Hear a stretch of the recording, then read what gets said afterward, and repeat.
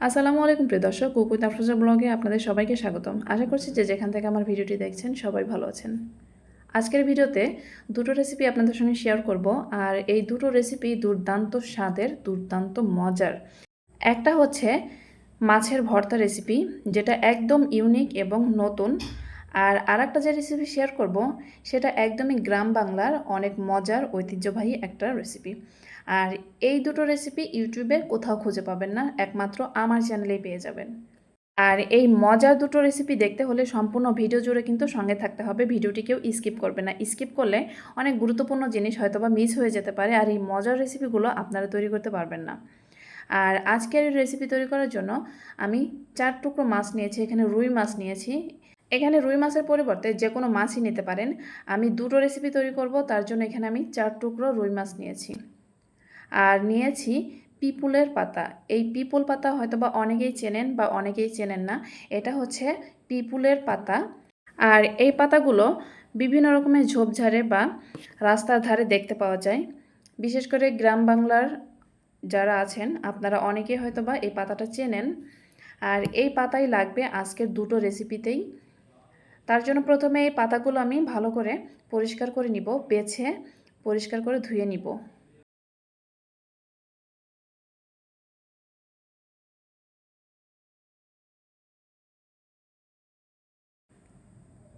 এখানে আমি সবগুলো পাতাই ভালো করে বেছে ধুয়ে নিচ্ছি।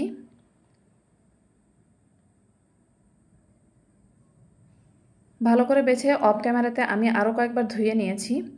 এখন এই পাতাগুলো কেচির সাহায্যে কেটে নিব।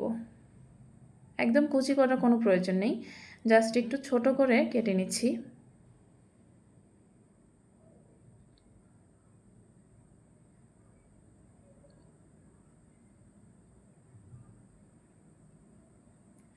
এখন চুলোয় একটি প্যান বসিয়ে দিলাম,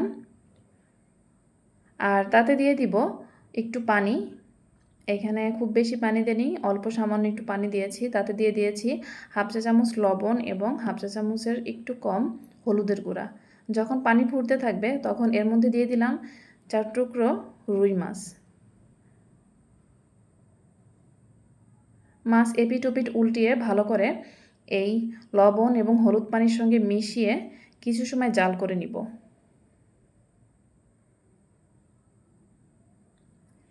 এই মাছ সিদ্ধ হতে হতে এদিকে কিছু উপকরণ আমরা গুছিয়ে নিব। তার জন্য এখানে নিয়েছি পেঁয়াজ। এখানে আমি কয়েকটা পেঁয়াজ কিউব করে কেটে নিব, আর কয়েকটা পেঁয়াজ কুচি করে কেটে নিব। আজকের ভিডিওটি কিন্তু কেউ স্কিপ করবেন না। আজকের এই দুটো রেসিপি এতটা মজার, যেটা না বানালে না খেলে কখনোই বুঝতে পারবেন না। অনেক মজার দুটো রেসিপি, অনেক মজার একটা ভর্তা, আর অনেক মজার মাছের এই রেসিপিটা কিন্তু অবশ্যই দেখবেন। আর যদি সম্ভব হয় ট্রাই করে দেখবেন, বাসায় তৈরি করবেন, দেখবেন অনেক মজার খাবার। পেঁয়াজগুলো কেটে নিয়েছি। এখন কয়েকটা কাঁচামরিচ নিয়েছি, এগুলো আমি ছেঁচনিতে একটু ছেঁচে নিব।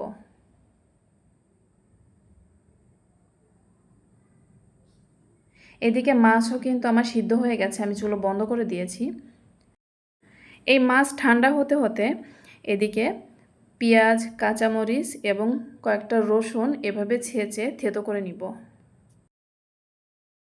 আমি প্রথমেই মরিচ একটু থেতো করে নিয়ে তারপরে পেঁয়াজ দিয়েছি, আরও একটু থেতো করে নিয়ে তারপরে দিয়েছি রসুন। এখন সব কিছু ঠিক এভাবে থেতো করে নিব। দেখেই বুঝতে পারছেন কতটা থেতো করে নিয়েছি। এখন চুলায় একটি প্যান বসিয়ে দিয়ে তাতে দিয়ে দিয়েছি সরিষার তেল। সরিষার তেল কিছুটা গরম হয়ে আসলে এর মধ্যে কয়েকটা শুকনা মরিচ ভেজে নিব। শুকনা মরিচগুলো ভেজে তুলে নিয়ে একই প্যানে দিয়ে দিলাম পেঁয়াজ কুচি।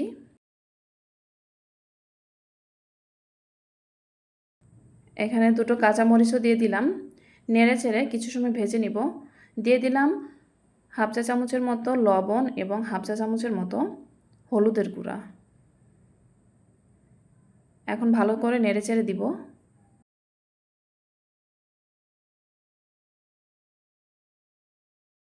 এখন এই মাছগুলো আমি কাটা বেছে নিব। অফ ক্যামেরাতে মাছের কাটাগুলো বেছে নিব।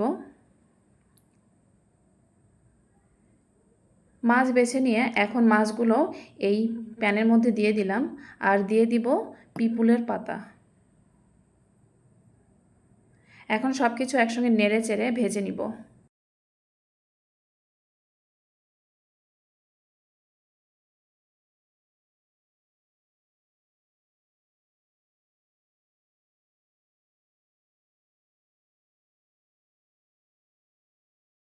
কিছু সময় এরকম নেড়ে চেড়ে এখন ভেজে রাখা শুকনা মরিচগুলো আমি হাতের সাহায্যে ভর্তা করে নিব। সামান্য একটু লবণ দিয়ে ভর্তা করে নিচ্ছি। এখন এই মরিচ ভর্তা ঠিক এই শেষ পর্যায়ে এসে এই মাছ এবং পেঁয়াজের মধ্যে দিয়ে দিব। এখানে পরিমাণ মতো ঝাল বুঝে সুঝে কিন্তু দিতে হবে। যারা বেশি ঝাল খান তারা একটু বেশি করে মরিচ দিবেন, যারা কম খান তারা কম দিবেন। আর যে কোনো ভর্তাতেই ঝাল একটু বেশি হলে এর টেস্টটাও ভালো আসে। আর সবশেষে দিয়ে দিলাম সামান্য একটু রসুন বাটা। এখানে হাফ চা চামচেরও কম রসুন বাটা দিয়ে দিলাম। এটা কিন্তু এই ভর্তাটা নামানোর অন্তত 1 থেকে 2 মিনিট আগে দিলাম। আর রসুন ভর্তা ঠিক এই পর্যায়ে এসে যখন দেব, এই রসুন ভর্তা দেওয়ার কারণে এই ভর্তাটার টেস্ট অনেক গুণে বেড়ে যাবে। অন্যরকম একটা টেস্ট আসবে। আপনারা যদি কেউ এভাবে ট্রাই করেন, তখন অবশ্যই কিন্তু রসুন বাটা এই শেষের দিকে এসে দিবেন। দেখবেন এর টেস্টটা অনেক গুণে বেড়ে যাবে। আর পিপুলের পাতা দিয়ে মাছের এই ভর্তাটা অনেক মজার হয়, দুর্দান্ত স্বাদের এই ভর্তাটা গরম ভাতে একদম জাস্ট জমে যাবে। এই তো তৈরি হয়ে গেল আমার মাছের ভর্তা, পিপুলের পাতা দিয়ে মাছের ভর্তা। এখন তৈরি করব পিপুলের পাতা দিয়ে মাছের দুর্দান্ত একটা রেসিপি, যেটা ইউটিউবে কখনোই আপনারা পাবেন না, আগে কখনো দেখেনি। এটা গ্রাম বাংলার একটা ঐতিহ্যবাহী অনেক মজার একটা খাবার। আর তার জন্য এই চুলে একটি প্যান বসিয়ে দিয়ে তাতে সরিষার তেল দিয়ে দিয়েছি থেতো করে রাখা পেঁয়াজ, রসুন, মরিচ। কিছু সময় ভেজে নিয়ে এর মধ্যে সামান্য একটু পানি দিয়ে দিলাম।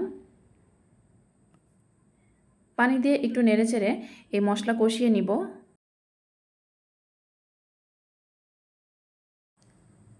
এখন দিয়ে দিলাম হাফ চা চামচের মতো হলুদের গুঁড়া, হাফ চা চামচের মতো লবণ। এখানে লবণ বুঝে সুঝে পরিমাণ মতো দিতে হবে। দিয়ে দিলাম হাফ চা চামচেরও একটু কম জিরার গুঁড়া। আর দিয়ে দিলাম আমার হাতের 1 মুঠো পেঁয়াজ কুচি।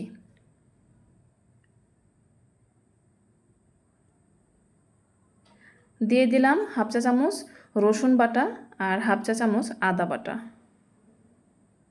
এখন সব কিছু নেড়ে চেড়ে এই ভালোভাবে মশলাটা কষিয়ে নিতে হবে। আবারও সামান্য একটু পানি দিয়ে দিলাম। পানি দিয়ে ভালো করে এই মশলাটা কষিয়ে নিব।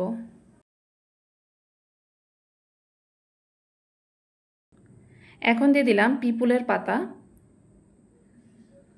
পিপুলের পাতা দিয়ে ভালো করে আবারও নেড়ে চেড়ে মিশিয়ে নিব।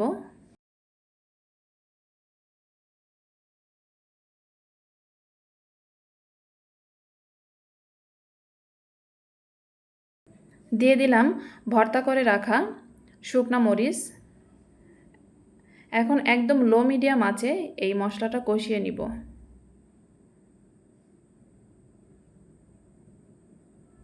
এখন দিয়ে দিব বেছে রাখা মাছ। এখানে 2 টুকরো মাছ আমি কাটা অফ ক্যামেরাতে বেছে নিয়েছি, সেটা দিয়ে দিলাম।